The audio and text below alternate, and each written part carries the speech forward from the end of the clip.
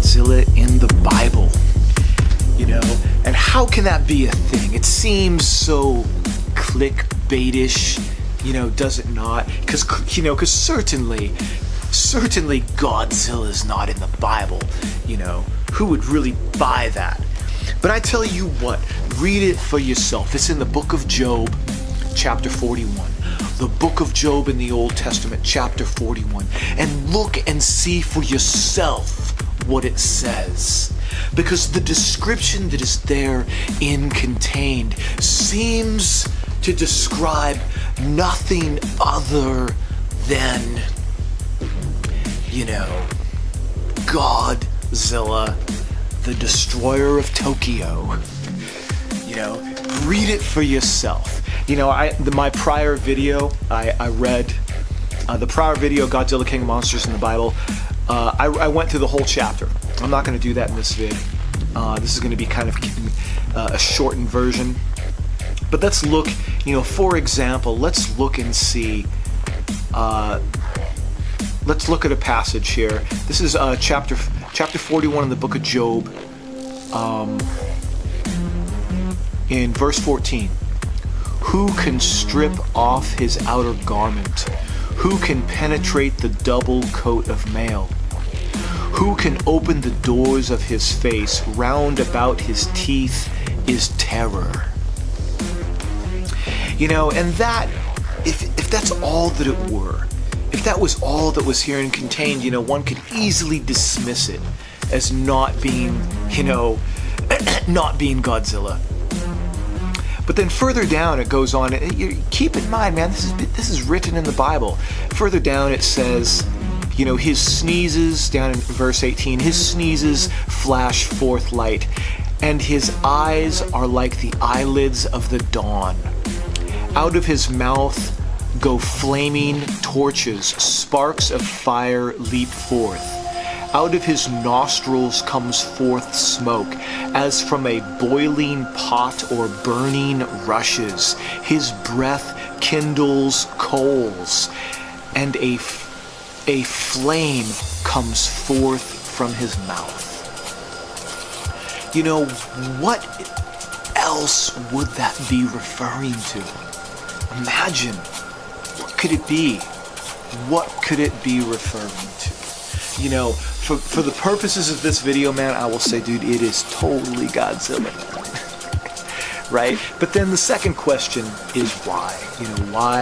Why would Godzilla be in the scripture? Well, in this passage, God is talking.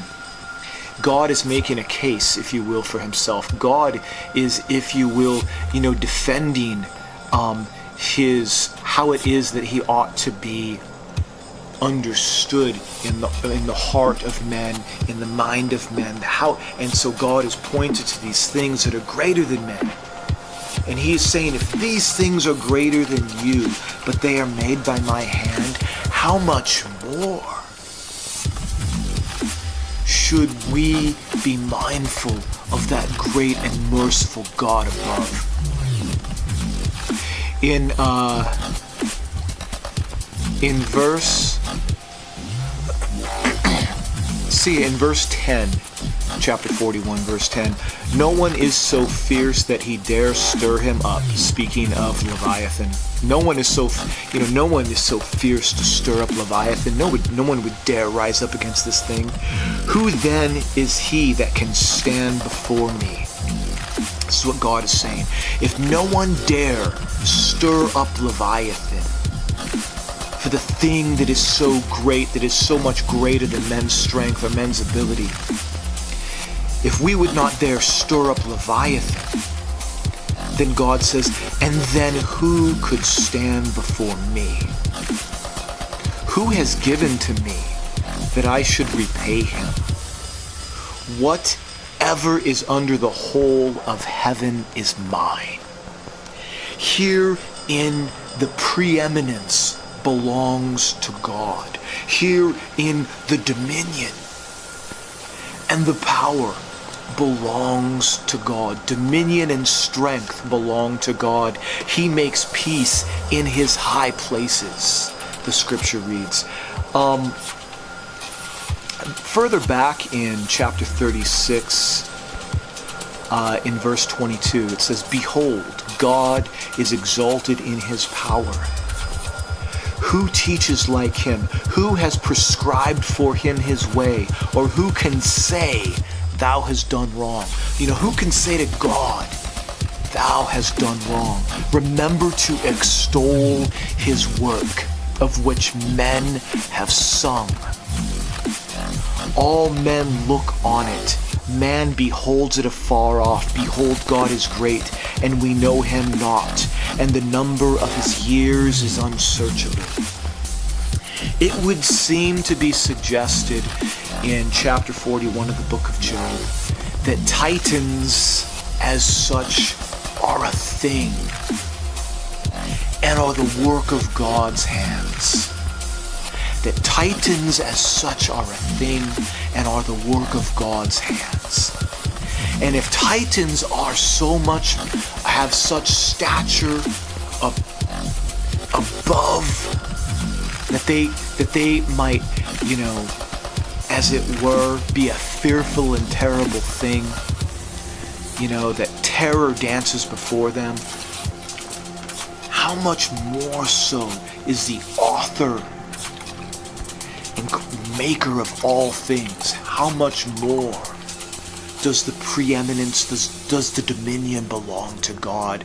How much more should also our hearts belong to God? That really therein is the message, man. Give your heart to God. Give your heart to God, to Jesus Christ, who laid down his life, man, for you, for me, and he took it up again.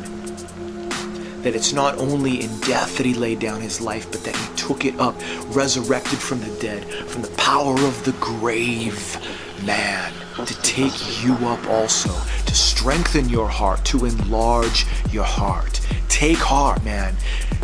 Take heart, have courage. And Godzilla is totally in the Bible.